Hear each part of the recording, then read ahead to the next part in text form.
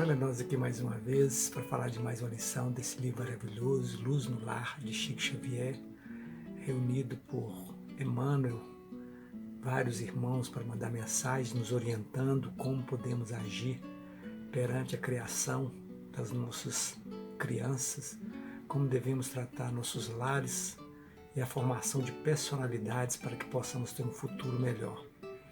Hoje, nessa lição, tem um título de Pequeninos, mas fala de uma reflexão muito interessante porque nós guardamos muitas documentações, fotografias, documentos de família, da história, do passado, preservamos a partir de hoje para frente e muitas das vezes esquecemos de preparar exatamente quem vai tomar conta de tudo isto. Tanto que a lição hoje, intitulada Pequenino, ela é uma mensagem enviada por nosso irmão Emmanuel, o qual nos orienta assim com bastante clareza.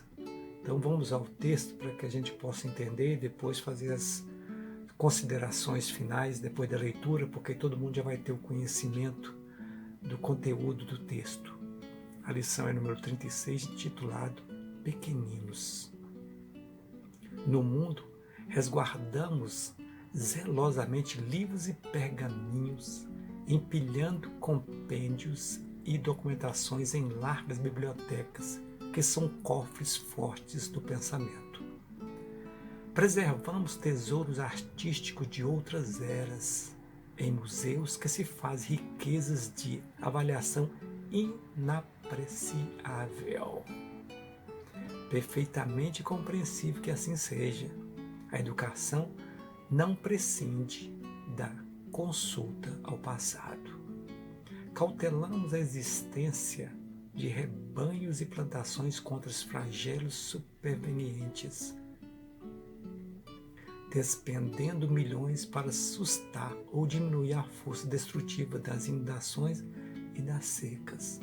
Mobilizamos verbas astronômicas no erguimento de recursos patrimoniais devidos ao conforto da coletividade, tanto no sustento e defesa das instituições quanto no equilíbrio e aprimoramento das relações humanas. Claramente normal que isso aconteça. É indispensável prover as exigências do presente com todos os elementos necessários à respeitabilidade da vida. Urge, entretanto, assegurar o porvir, a esboçar-se impreciso no mundo ingênuo da infância. Abandonar pequeninos ao léu na civilização magnificente da atualidade é o mesmo que levantar soberbo palácio, farto de viandas, abarrotado de excessos e faiscante de luzes, relegando o futuro dono ao relaxamento e ao desespero fora das portas. A criança de agora erigia-se-nos-á fatalmente em biografia e retrato depois. Além de tudo, é preciso observar que, segundo os princípios da reencarnação, os meninos de hoje desempenharão amanhã, junto de nós, a função de pais e conselheiros, orientadores e chefes. Não nos cansemos, pois, de repetir que todos os bens e todos os males que depositarmos no espírito da criança ser-nos-ão devolvidos. Nós temos o princípio básico de sempre estarmos voltados à preservação dos bens históricos, das documentações, das memórias. Mas esquecemos que para que a gente tenha uma história no futuro grandiosa, é necessário, como praticamente todas as lições que já estudamos até esta, que é 36, fala e tem e demonstra a preocupação na formação da personalidade das crianças. Porque as crianças, como diz aqui no texto no final, elas que vão dar o retorno amanhã para nós, porque elas serão realmente os pais e os conselheiros do futuro. Se elas não estiverem realmente preparadas, se elas não estiverem estruturadas agora, nós teremos um futuro inseguro. Como até os dias de hoje, nós estamos ainda vivendo um mundo de insegurança, exatamente porque os espíritos, nós humanos, não estamos ainda dedicando o tempo necessário para o futuro, para a preservação do futuro. Aí se torna um tanto quanto atrasado e vai demorar muito mais tempo se a gente não despertar. Mas lembrando que hoje o número de pessoas, de seres humanos, que dedicam hoje ao estudo do Evangelho para se preparar para o futuro, dando uma condição para os filhos, só é muito maior do que no passado. Porque no passado, se bem quem conhece um pouquinho da história, normalmente tinha uma família que eles consideravam o sangue azul, que era preservado como dono do poder, que transitoriamente passava de pai para o filho a condição de domínio, mesmo que esse filho não tivesse uma estrutura adequada, correspondente aos princípios da coletividade. O restante da população, tanto quanto hoje ainda existe muito isso, eram escravos. Trabalhavam para dar o sustento a uma só família, a qual ostentava todos os poderes e valores financeiros. E o restante da população servia simplesmente como servidor, como trabalhador, como escravo de uma cúpula de pessoas selecionadas pelos reis. Então, ninguém mais tinha condições de sobressair na condição de liderança. Hoje vivemos uma situação semelhante, lógico, evidente, já abrindo condições, porque já existe um esclarecimento de uma grande parte da humanidade que já despertou que não existe perante Deus ninguém melhor do que o outro, mas todo mundo tem a liberdade de avançar em seus conhecimentos, preservando os seus irmãos, ou seja, os nossos semelhantes. Tanto que o Evangelho sempre prega que não adianta nada a gente estar assomando uma quantidade de bens materiais além do que nós necessitamos.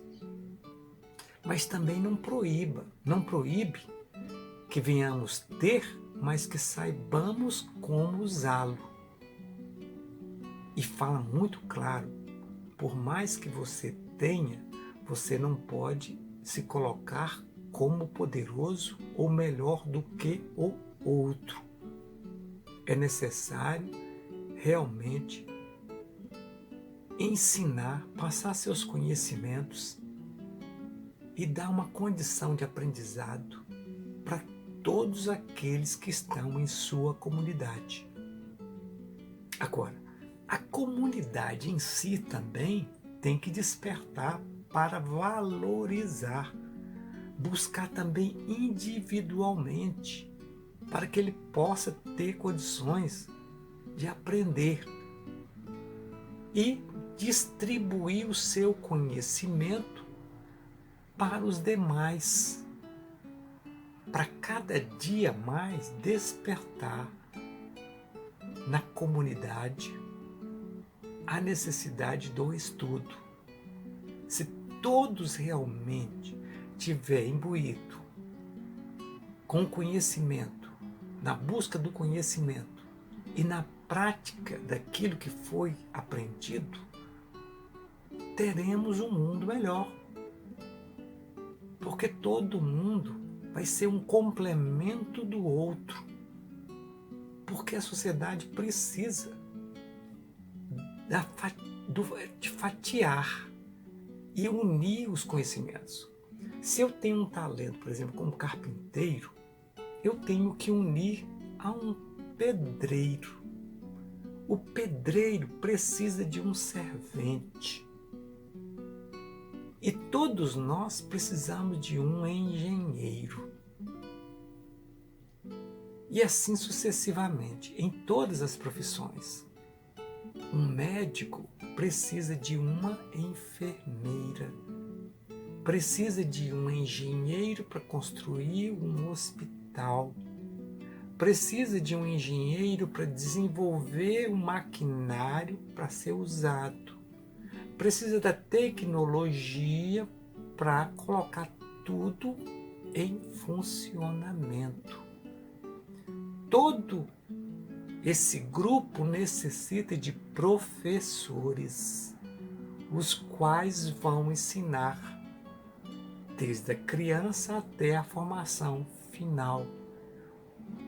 E quem vai ensinar para os engenheiros, quando chegar no período, vão ser os próprios engenheiros mais graduados, tanto assim como os médicos. Mas toda essa infraestrutura necessita primeiro de cuidar de quem?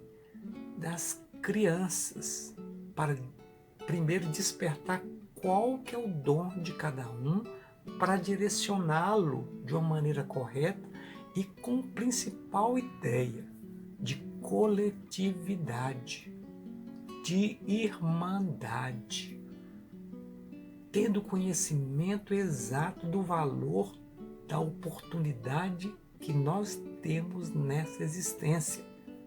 O que nós estamos fazendo aqui? A única explicação que temos é que nós estamos aqui como oportunidade de aprendizado e resgate das nossas falhas num passado, num pretérito não muito distante. E temos que evitar de ganhar mais débitos nessa existência. Tanto que o Emmanuel, nessa lição, ele fala primeiro dos bens materiais e das memórias. Dando exemplo, no mundo resguardamos zelosamente livros e pergaminhos, empilhando compêndios e documentações em largas bibliotecas que são cofres fortes do pensamento. Nós já temos a ideia básica de tudo isto, que é necessário preservar isto. Nós só esquecemos realmente de quem que vai executar isto. Preste bem atenção. Acautelamos a existência de rebanhos e plantações contra flagelos supervenientes, despendendo milhões para sustar ou diminuir a força destrutiva das inundações e das secas. Se nós não cuidarmos da base, nós vamos ser inundados e teremos secas de seres humanos de corações bons, com a sabiência, com o saber do real objetivo da vida. Essa é a essência da lição. É o comparativo das nossas preocupações que nós já temos e do que realmente temos que fazer para ter um futuro melhor. É indispensável que tenhamos as documentações sim guardadas, mas nada adianta ter uma documentação guardada se nós não prepararmos para vivenciar e viver uma situação melhor no futuro próximo. Espero que eu tenha transmitido uma ideia dentro daquilo que eu consegui nessa lição 36, intitulada Pequeninos, a preocupação com os nossos filhos. Que Deus nos abençoe e que possamos amanhã encontrar para a próxima lição. E nunca esquecendo, Deus no comando e Cristo nos exemplos.